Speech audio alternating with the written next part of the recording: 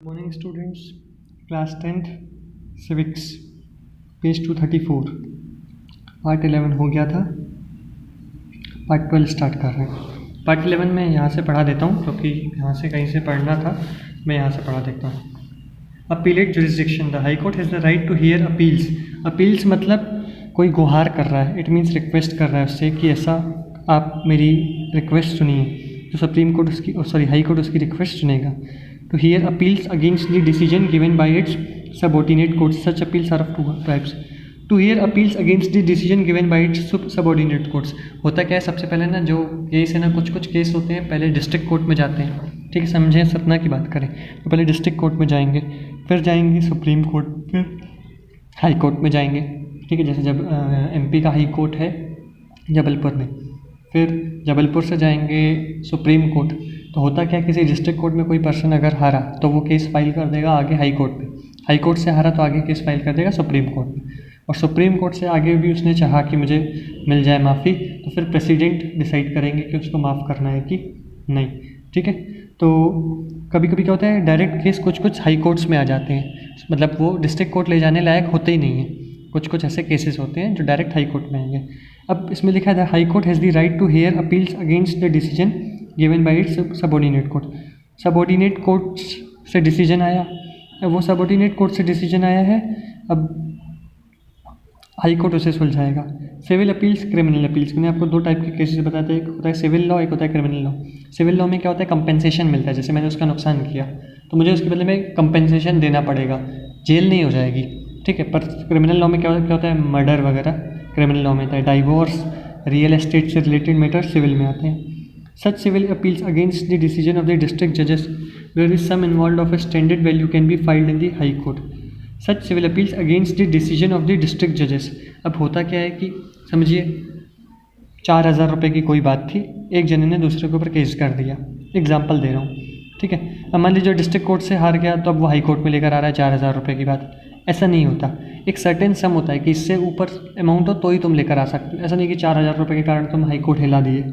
ठीक है, तो अगर अच्छा खासा मुद्दा है, जैसे 2-4 लाख रुपए का मुद्दा है, अब लिमिट कितनी है ये नहीं पता, लेकिन मैं आपको एक एग्जांपल देके बता रहा हूँ। Such civil appeals against the decision of the district courts where the sum involve the standard value can be filed in the high court. एक स्टैंडर्ड वैल्यू उसकी होनी चाहिए तो हाई कोर्ट में फाइल कर सकते हैं। Criminal appeals where the district and session court has given punishment of 10 years. कुछ क्रिमिनल केस होते हैं जिसमें डिस्ट्रिक्ट कोर्ट ने समझो उसको सज़ा सुना दी, 10 साल की सज़ा सुना दी। ठीक है, और कोई और more or has given capital punishment, capital punishment दे दी, मतलब उसको बहुत भारी, जैसे ऐसा कह सकते हैं, उसको बोला कि 1 करोड़ जमा कर दो या 20 लाख जमा कर दो। ठीक है, या उसको 10 साल की सज़ा सुना दी। The implementation of death sentence can take place only when the high court approves it. ठीक है, तो क्या क्या लिखा है कि 10 साल की सज़ा सुना दी, या कोई कैपिटल पनिशमेंट सुना दी, या उसको मौत की सज़ा सुना दी, तो ये कहाँ पे अप्रूव किए जाएंगे, हाई कोर्ट में। से नहीं कि डिस्ट्रिक्ट कोर्ट के कहने पर ओके हो जाएगा, हाई कोर्ट जब बोलेगा तब ओके होगा। बुक में ऐसा ही लिखा है, मे भी हो सकता है अभी लॉ चेंज हो गई हो। Administrative jurisdiction, the high court exercises control over its subordinate courts, it can decide the mode of functioning of the subordinate courts, it also decides the policy of recruitment and promotion in service condition in respect of जज of the subordinate courts. High court क्या बोल रहा है कि जो इसके subordinate court है उससे रिलेटेड फंक्शनिंग देखता है, उनके ऑफिसर्स से, उनके जज से रिलेटेड फंक्शनिंग देखता है। ठीक है, और जज के अलावा जो दूसरे एम्प्लॉय से उससे रिलेटेड भी फंक्शनिंग कौन देखता है, high court. The high court can call for any case being tried in a subordinate court. समझिए डिस्ट्रिक्ट कोर्ट में कोई केस था, वो फाइल होकर हाई कोर्ट में आ गया, तो अब क्या हुआ, हाई कोर्ट उससे रिलेटेड डिसीजंस, उससे रिलेटेड कुछ चीज़ें डिस्ट्रिक्ट कोर्ट से पूछ सकता है। ठीक है, high court conducts inspection of the subordinate courts, the high court act as a court of records in its jurisdiction. High court conducts inspection of the subordinate courts, जैसे high court कोई मुद्दा district court से उठ के high court में आया, अब वो पर्सन बोल रहा है कि मैंने ऐसा किया, मैंने वैसा किया, तो ठीक है, इस मुद्दे से रिलेटेड अगर और जानकारी चाहिए तो हाई कोर्ट डिस्ट्रिक्ट कोर्ट से हमें जाके या डिस्ट्रिक्ट कोर्ट्स से कुछ चीज़ें मंगवा के, डॉक्यूमेंट्स मंगवा के इंस्पेक्शन कर सकता है, जांच पड़ताल कर सकता है। ठीक है, high court act as a court of records. Court of records मतलब हाई कोर्ट में जैसे डिसीजन वगैरह लिया जाता है ना, तो उसको एक रिकॉर्ड के रूप में रख लिया जाता है, क्योंकि ये रिकॉर्ड्स जो है यूज़ आते हैं सबऑर्डिनेट कोर्ट, डिस्ट्रिक्ट कोर्ट को। Right of judicial review, the high court have a right to inquire here any central or state law on administrative order to see whether it is as per the constitution provision. High court के पास ये right है कि वो देखे कोई भी law बन रहा है, ठीक है, या कोई भी ऑर्डर पास हो रहा है तो वो अगेंस्ट तो नहीं है कॉन्स्टिट्यूशन के। If the court feels the concern law or order is against the constitution then it may declare it null and void. अगर कोर्ट को लगा कि वो जो ऑर्डर पास किया गया या कोई लॉ बनाया गया वो अगेंस्ट कॉन्स्टिट्यूशन है तो उस लॉ को बर्खास्त कर दिया जाएगा। From the above it is clear that high court like the supreme court act as protector of fundamental right and constitution. To maintain the independence and impartial character of the High Court, the judiciary is independent and has kept away from influence of the executive and legislature. Same high court भी जैसे supreme court power enjoy करता है, high court भी power enjoy करता है, और judiciary को legislature और एग्जीक्यूटिव से अलग रखा गया है, ठीक है। जुडिशियरी को कोई भी इन्फ्लुएंस नहीं कर सकता, कोई भी पॉलिटिकल पार्टी चाहे कितना भी बड़ा नेता हो, कितना भी बड़ा पॉलिटिशियन हो, अगर जज ने वो निर्णय सुना दिया तो जज को इन्फ्लुएंस नहीं कर सकता, जज के निर्णय को बदल नहीं सकता, ठीक है। अब लोकल एडमिनिस्ट्रेशन स्टार्ट करना है। अब लोकल एडमिनिस्ट्रेशन स्टार्ट करने से पहले मैं आपको कुछ चीज़ें बता दूं। फॉर एग्जांपल जैसे देखिए सेंट्रल लेवल पे गवर्नमेंट है, स्टेट लेवल पे गवर्नमेंट है, ठीक है। अब मान लीजिए सतना की कोई बात है, डिस्ट्रिक्ट सतना की कोई बात है, तो मैं क्या स्टेट गवर्नमेंट के पास जाऊँ, ठीक है। या मान लीजिए आसपास कोई गाँव है, उसको अगर कोई प्रॉब्लम है तो उससे रिलेटेड लॉ कौन बनाएगा, वो क्या डायरेक्ट चीफ मिनिस्टर के पास पहुँच जाए या प्राइम मिनिस्टर के पास। तो क्या होता है लोकल लेवल पे भी गवर्नमेंट बनती है। आपने ये सुना होगा कि म्यूनसिपैलिटी सुना होगा, ठीक है, नगर पंचायत, म्यूनसिपैलिटी, म्यूनसिपल कॉरपोरेशन, ये सब सुना होगा। तो इससे क्या होता है ये डिस्ट्रिक्ट लेवल पे गवर्नमेंट होती है, ठीक है। लोकल एडमिनिस्ट्रेशन डिस्ट्रिक्ट लेवल पे होता है। अब क्या होता है एक डिस्ट्रिक्ट में भी प्रॉब्लम हो सकती है और फिर अब गांव भी हैं तो गांव के लिए भी बनाया गया है। गांव के लिए क्या बनाया गया है पंचायती राज सिस्टम। आप इधर देख सकते हैं पंचायती राज सिस्टम, इसमें विलेज पंचायत होता है, जनपद पंचायत होता है, डिस्ट्रिक्ट पंचायत। अभी क्या होगा मैं सब बताऊंगा, ठीक है। तो ये समझ में आया कि डिस्ट्रिक्ट लेवल पे भी गवर्नमेंट की ज़रूरत होती है, क्योंकि डिस्ट्रिक्ट लेवल वाला person direct chief minister state level पे नहीं चला जाएगा, वो लोकल एडमिनिस्ट्रेशन को, लोकल गवर्नमेंट को बताएगा। एक मैं आपको भी बात बता रहा हूँ, वो आप लोग सुन लीजिए।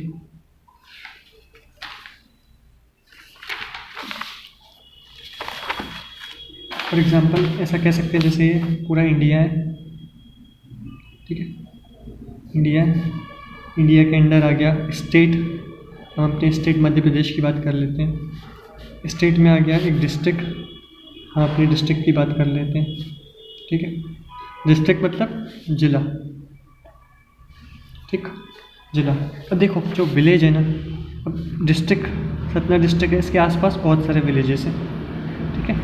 अब इन सब विलेजेस का जो जिला लगता होगा वो क्या होगा सतना। जैसे अगर आप रामपुर बघेलान देख लो और रेगांव वगैरह, और कौन कौन सा है, जितने भी आसपास ज़िले हैं, जितने भी आसपास गांव हैं ना, एक रामपुर बघेलान हो गया, अमरपाटन हो गया और रेगांव हो गया, इनका ज़िला क्या लगता है सतना, ठीक है। तो ये सब है।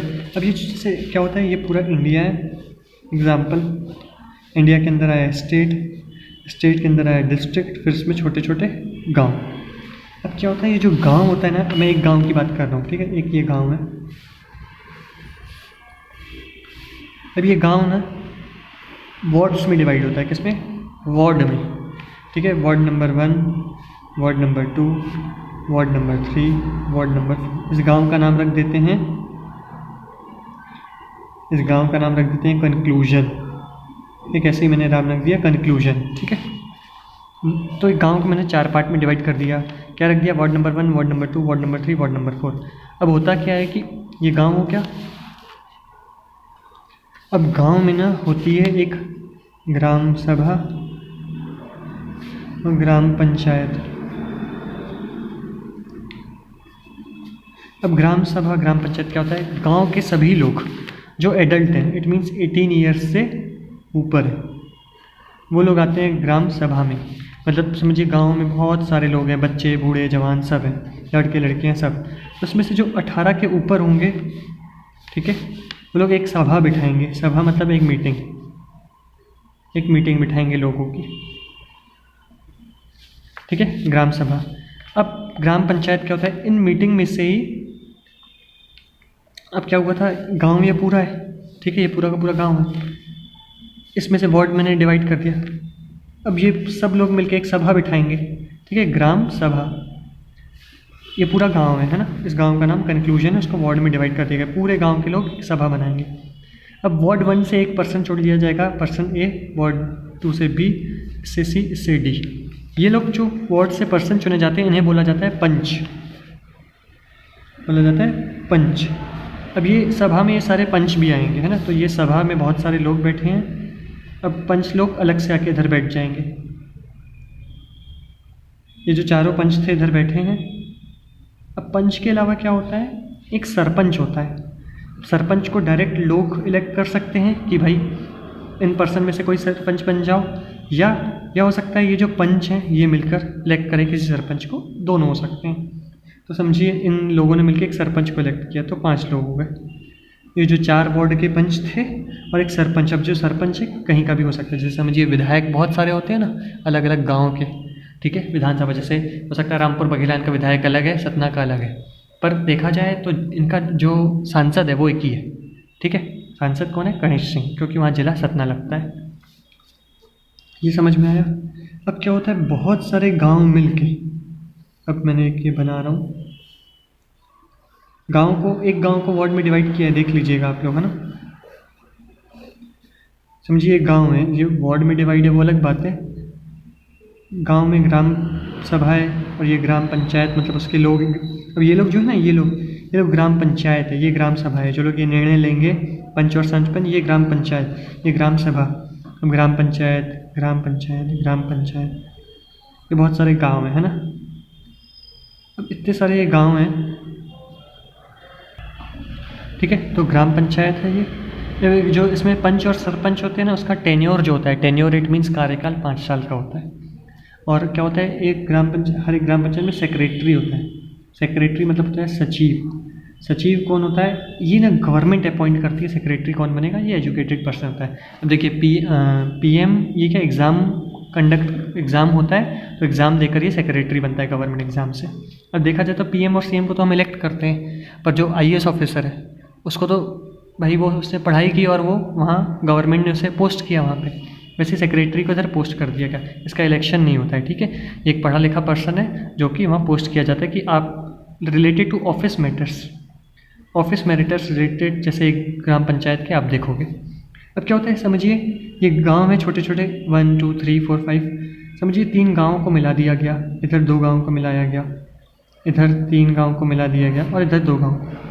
इन गाँव को मिला के क्या बनता है, ब्लॉक। ये 3 गांव एक ब्लॉक, ये 2 गांव, ये 2 गांव, ये 2 गांव, ठीक है। अब पर्टिकुलर एक गांव में ग्राम पंचायत थी, इस ब्लॉक को मिला के क्या होगी, इस ब्लॉक को मिला के होगी जनपद पंचायत। जनपद पंचायत ये ब्लॉक लेवल पे होती है, 1 block, 2 block, 3 block, 4 block.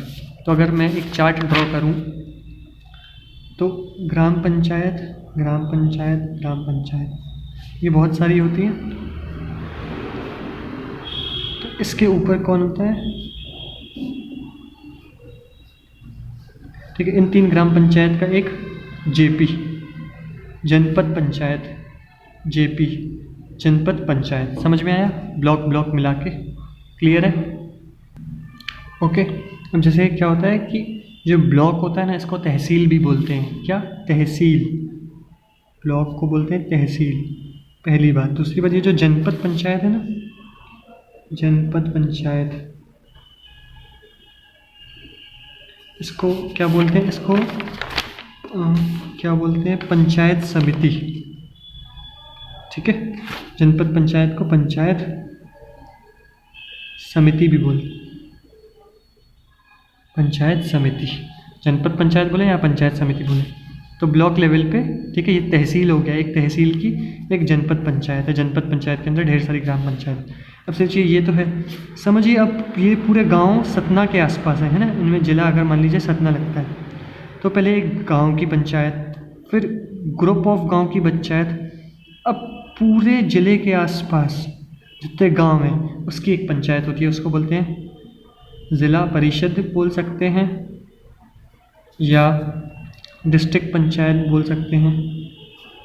District panchayat, PANCHAYAT, district panchayat या ज़िला परिषद या जिला पंचायत भी बोल सकते हैं, जिला पंचायत, ठीक है। जिला पंचायत बोले, जिला परिषद बोले या डिस्ट्रिक्ट पंचायत। कैसे? इसके अंडर में, इस जिला परिषद के अंदर में बहुत सारे क्या आ जाएंगे, जनपद पंचायत, ठीक है, जनपद पंचायत।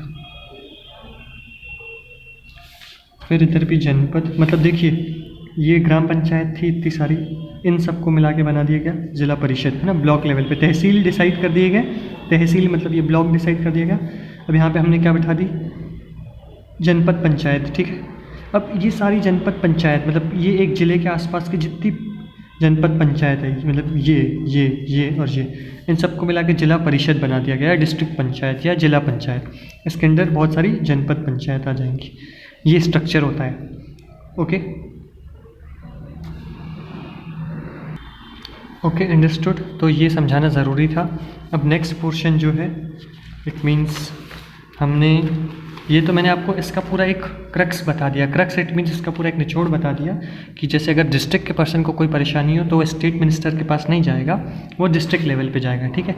पंचायत में जाएगा, सॉरी नगर पंचायत में, म्यूनसिपैलिटी में जाएगा, नगर पालिका और नगर निगम सुना है ना, वहाँ पर जाएगा, ठीक है। तो स्टेट लेवल पे, सॉरी डिस्ट्रिक्ट लेवल पे और गांव के लेवल पे भी गवर्नमेंट ज़रूरी है। तो जो गांव के लेवल पे गवर्नमेंट ज़रूरी है, पंचायती राज सिस्टम, उस सिस्टम के अंदर 3 है, डिस्ट्रिक्ट विलेज पंचायत, एक विलेज से रिलेटेड पंचायत, ग्रुप बन जाए उन विलेज का, 4 विलेज मिलके समझिए एक ग्रुप बनाए तो उनके लिए एक पंचायत, जनपद पंचायत।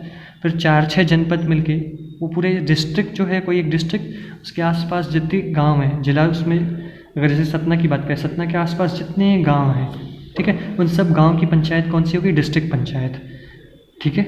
मतलब जिस जिस गांव का जिला सतना लगता है उन सारे गांव की एक डिस्ट्रिक्ट पंचायत होगी, एक मेन पंचायत होगी, फाइन।